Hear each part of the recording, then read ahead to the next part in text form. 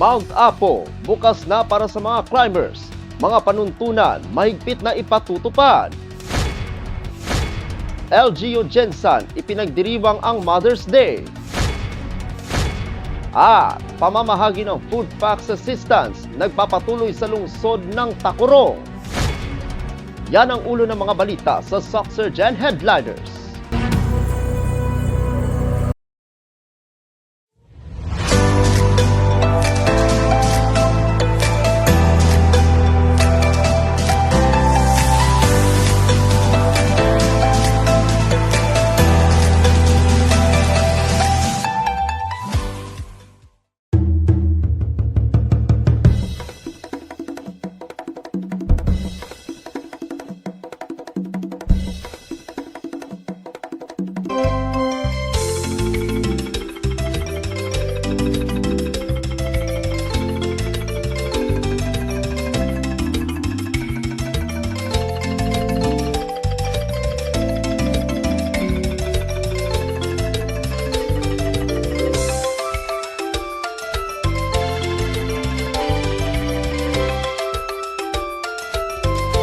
Magandang araw, South Central Mindanao.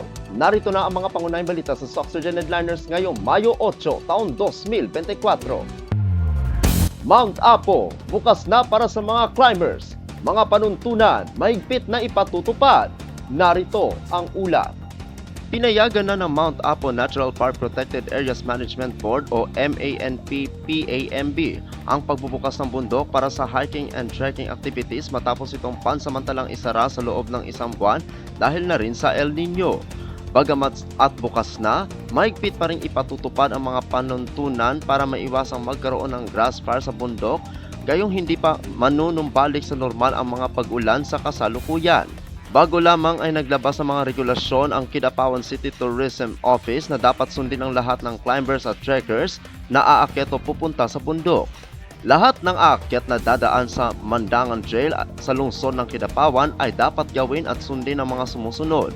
Dapat magluto ng pagkain sa designated cooking area sa base camp na malayo sa mga tuyong sanga ng punong kahoy, mga dahon o mga damo. Tanging mga guides at porters lamang ang pahihintulutan na magluto sa kasalukuyan. Hindi dapat iwanan ng nakakalat ang lugar na pinaglutuan, gumamit ng maliit na stove kung magluluto. Bawal ang glass bottles o babasaging bote. May mga bipat na nakatalaga para suriin ang mga bags at kukumpiskahin ang mga ito. Dapat dalhin ang mga basura pababa ng bundok dahil bawal magkalat sa lugar na pwedeng magsanhi ng grass fire. Mandatory orientation sa mga climbers at trekkers para sa ligtas sa pag-akyat at pagbaba ng bundok.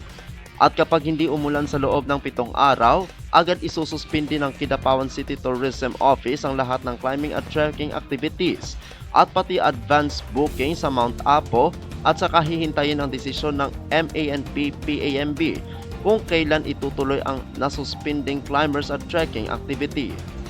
Obligado ang lahat na sundin ang mga nabanggit hindi lamang sa protection ng Mount Apo, kundi pati na rin sa kaligtasan ng mismong mga climbers at trekkers. Ako ang inyong kaibigang Apolinario Terry Valencia para sa Socksurgeon Headliners. LGU Gensan, ipinagdiriwang ang Mother's Day. Narito ang ulat. Ipinagdiriwang ng local government ng General Santos ang Mother's Day sa pamamagitan ng Human Resource Management and Development Office sa pamumuno ng Department Head na si Attorney Rosendo Roque. Ngayong araw, 8 ng Mayo taong kasalukuyan sa Beranza Mall Atrium nitong lungsod. Sa kanyang opening remarks, binati ni City Councilor Honorable Lourdes Casabuena ang lahat ng ina at binigyang diin ito ang kahalagahan ng mga nanay dahil sila ay nagbibigay ng walang katumbas na pagmamahal. Naging highlight sa nasabing aktibidad ay ang Come On Mommy Let's Go Party Dance Contest na nilahukan ng 4 na grupo mula sa iba't ibang department, kabilang na dito ang SEMCDO, City Budget Office at Local Civil Registry.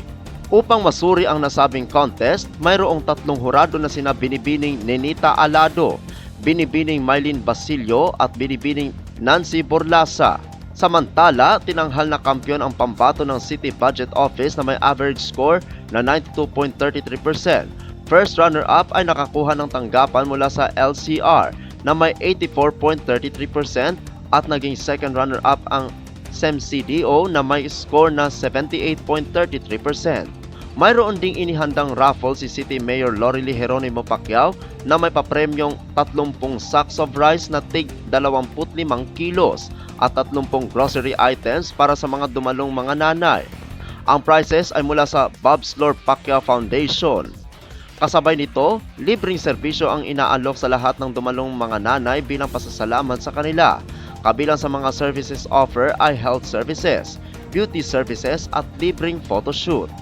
Naroon din sa aktibidad si City Councilor Ojok Acharon na nagbigay din ng mensahe at nagpasalamat sa sakripisyong ibinigay ng mga ina.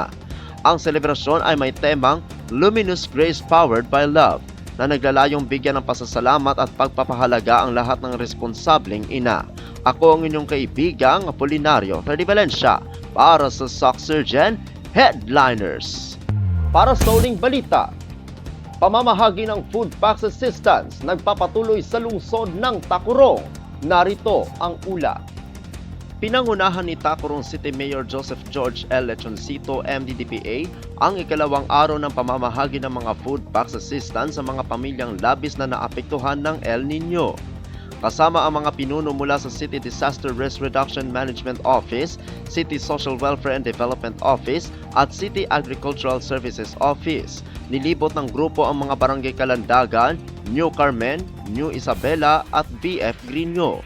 Katuwang ni Mayor Lechoncito sina Executive Assistant 4 Hernani Fermo, Executive Assistant 3 Saiki Sukaldito at Technical Consultant Mayan Horlador. Nagpahayag si Mayor Lechoncito ng suporta sa mga apektado at tiniyak ang patuloy na tulong mula sa lokal na pamahalaan lalo na sa kasalukuyang mainit na panahon. Kasama rin sa misyon ng mga kasapi ng sangguniang panglungsod upang ipakita ang kanilang suporta kabilang sina Honorable Ralen Tabusares Bernardo, Honorable Carlos Borromeo P. Segura Jr., Honorable Bernardino L. Umadhay Jr. at Honorable Geraldine Collado. Ako ang inyong kaibigang Apolinario Freddy Valencia para sa Sock Surgeon Headliners.